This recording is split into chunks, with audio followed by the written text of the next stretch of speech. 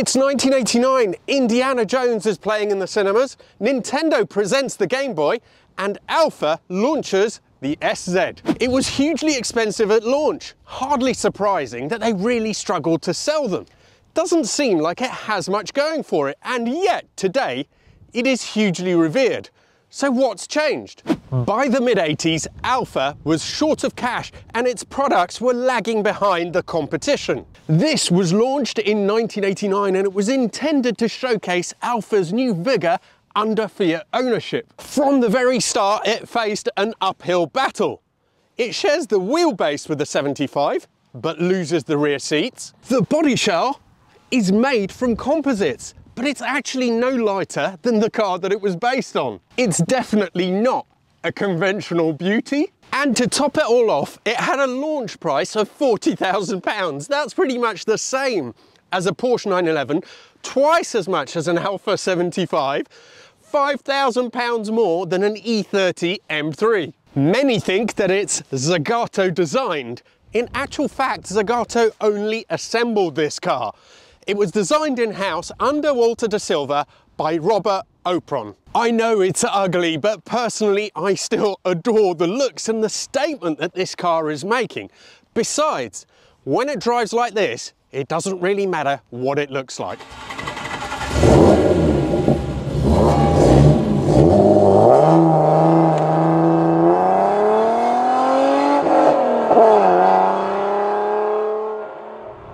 Now, they didn't manage to make or sell very many. It wasn't a huge success. About 1,000 were built, of which 100 came to the UK. And you might think the reason why they sold so few was the high price and the looks. And I think that had something to do with it. But there is something else. When it came out in 89 and 90, it was a time of huge recession in the West and worldwide.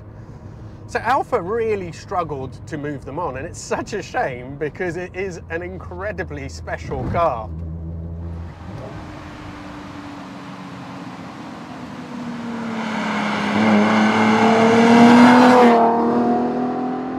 Can you think of a better vehicle to describe as pugnacious? This is absolutely it. It looks like a boxing glove. It looks like nothing else on earth. It's got so much aggression, and I think it's perfect for what this car represents.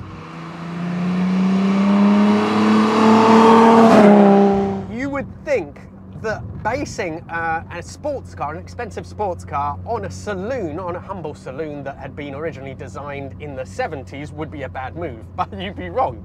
Because the saloon in question is the Alfa 75, and it owes its layout, its transaxle, rear transaxle layout, to one of the most successful Formula One cars of all time, the Alfetta. So, although it is an oldish design, although it's a saloon, it's a very good basis for this to start from, and Alfa further fettled it. Many people think that this is a shorter car. It is in terms of bodywork. They've clearly chopped off the back end, but the wheelbase is exactly the same as the saloon. What they did change though was the suspension.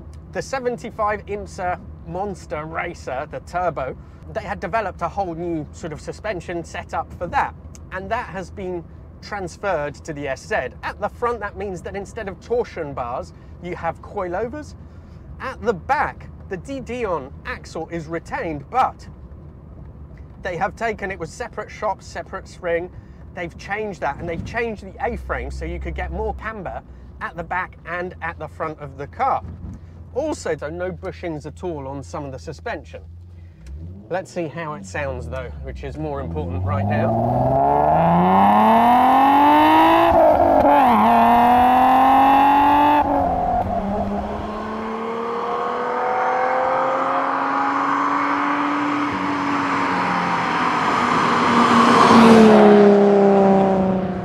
Wowee! This is quite possibly, it's definitely up there with the 2 or 3 best Bussos, best sounding Bussos I have ever been in. This thing is incredible. Now, the car has been largely maintained and restored by Alfa Aid. And Adrian, who runs it, he essentially developed his own exhaust, and apparently it took him a long time to get the exact sound he wanted. And I have to say, he's really succeeded because it sounds different to other Bussos. I mean, you can still tell it's a Busso, but it's got a different tone, a different timbre to the sound that it makes. Makes it feel quite unique and even more like a race car. It sounds glorious.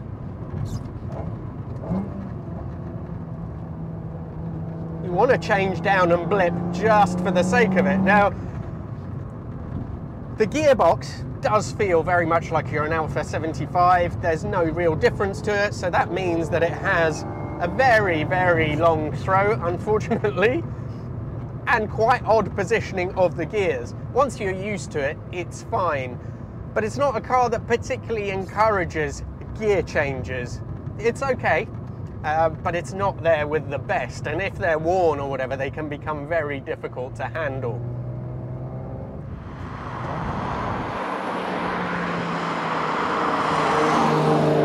The craziness of the exterior didn't translate inside, but it's a really nice interior actually. You can't really feel the origins of the 75 in here. It's a completely different dashboard. It's nice leather covered. You've got the carbon fiber panels there, and the instruments, which remind me they must be very similar to the ones used by Ferrari, and it's a special place in here. The seats hold you in. They are lovely things. I don't think I've seen them in any other Alfa. I presume maybe they were made with help from Zagato or something, but they are really comfortable, hold you in place, so perfect. And the driving position appears to me to be different to a 75. So you've got slightly less, you've got a little bit more room in the legs. The steering wheel is more what I want it, so I just feel a little bit more comfortable in this. The engine is so sharp.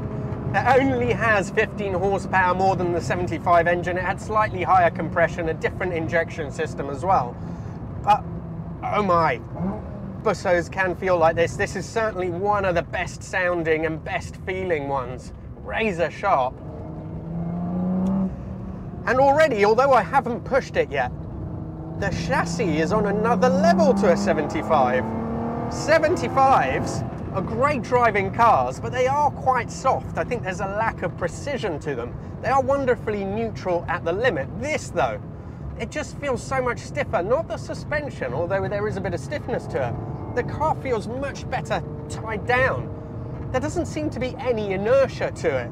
Everything you do translates through. It doesn't feel like there's any mass. It's so odd that it isn't really any lighter, because if I hadn't known that, I would have said, oh, you know, this is at least 100 kilos lighter than its saloon brother.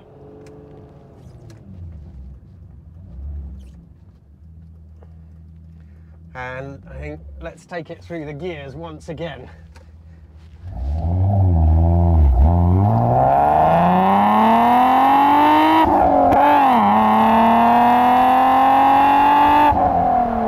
It's redlined at 6.5, and really, trust me, it isn't that quick. I think 6.7 seconds they were supposed to do to 60. It doesn't feel that quick, but the performance that it makes while doing it is incredible. Also the gears, they feel quite long.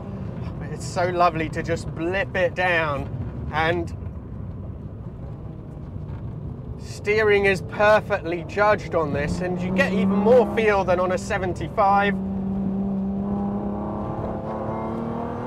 Light, the back end goes a little bit light there.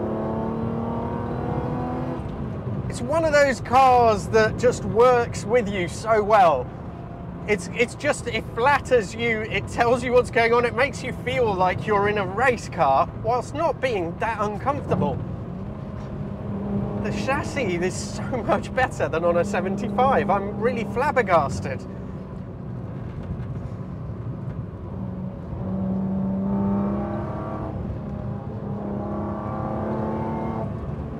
Everything on this car just works together so well. Even that slightly odd gear change is just right in a way, because it makes you work a little bit harder than maybe you'd need to if it was perfect. But everything, all the controls, the throttle, the clutch, they're all perfectly weighed. The engine is so sharp, you just want to blip down the whole time.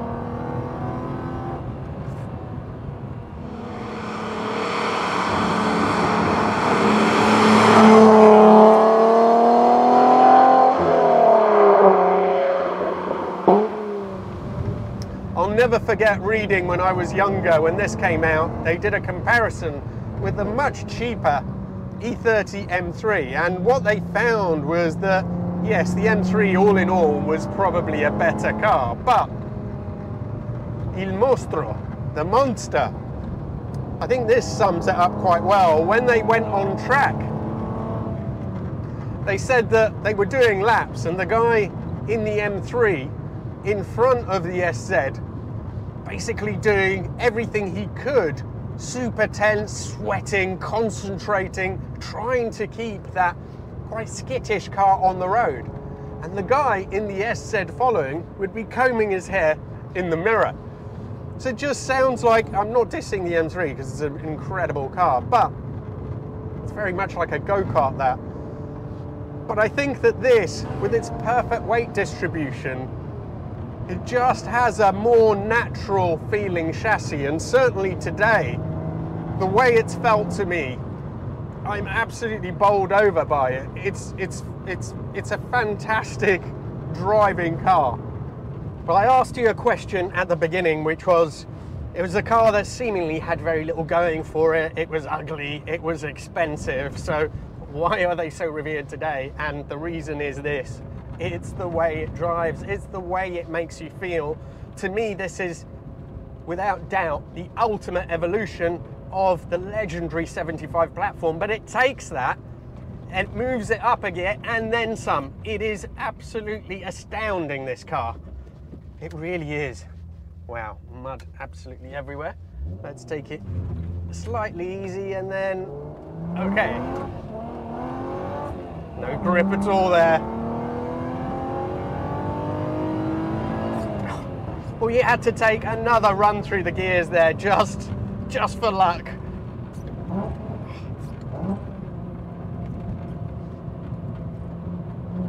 It's very, very slippery today. It's been raining and it's half dried out, so it's the worst conditions, and the way it communicates with me gives me a bit of confidence, but I'm still erring on the side of caution because these panels, they're not glass fiber, they're not carbon fiber, it's an injection molded plastic composite.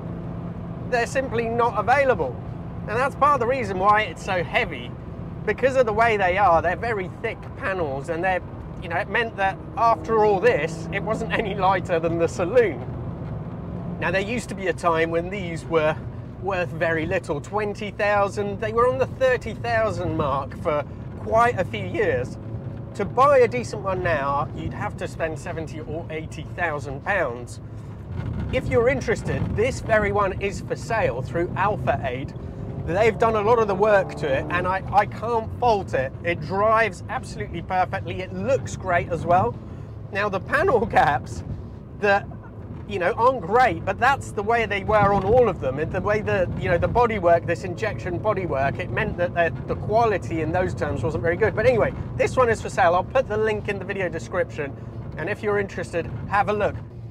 If you want to see another interesting, weird Alfa from this era, you've got to have a look at the 155 with the Integrale underpinnings. Another crazy beast. A little bit later than this, but I'll put the link to that up there. And if you want to see something a little bit more up to, well, a little bit more classic, then there's the Montreal as well. That's probably, this is maybe in a way the spiritual successor to the Montreal, although a totally different car. Thank you very much, long live Alfa, and see you for the next video.